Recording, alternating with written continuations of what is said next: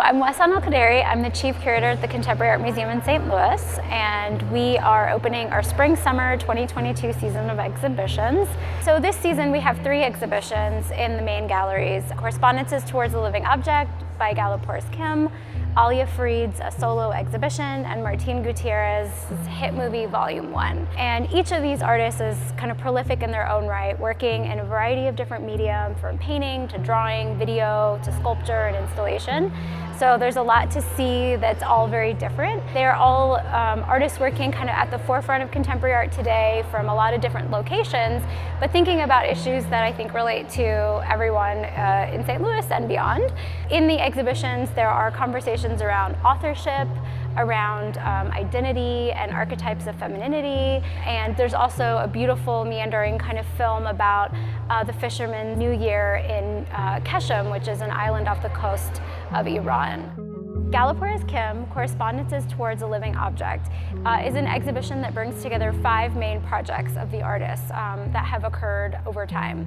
And her practice is a research-based practice that really thinks about the role of the object and how object creates meaning, and the way in which institutions situate and present objects to tell a particular story or history. So when you visit the exhibition, you'll be able to kind of explore 5 different projects that Gala has taken on, where she has written to either a museum or a cultural institution about a particular object or group of objects that they have in their collection, poking at the systems that exist in museums that make objects have to live and speak a certain story. So questions around registration, conservation, legal policies, and such.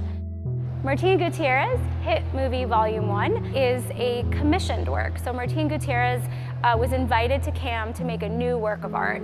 So the work that you're going to see is brand new, made for the exhibition and made for St. Louis, which is really exciting. It's a video montage work that challenges the archetypes of femininity and does that by engaging in 1990s kind of blockbuster Hollywood action films.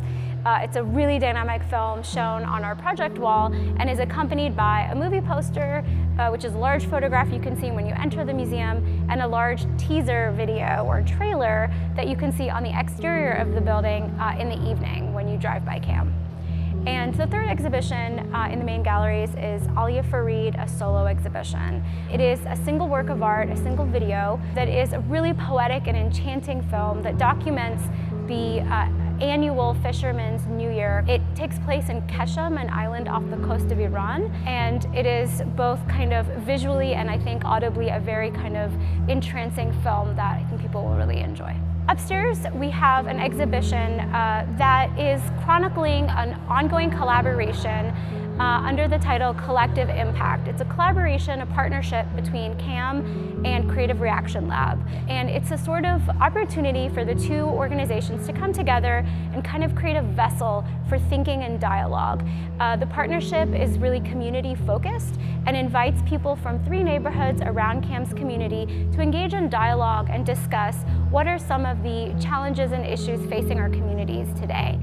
CAM's Spring-Summer season of exhibitions is open now, and it's free. You can visit CAM Thursday through Sunday, and we have our open hours posted on our website at camstl.org.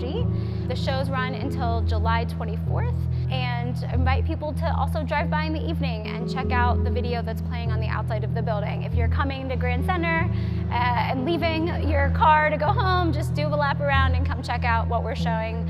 There's always something to see at CAM.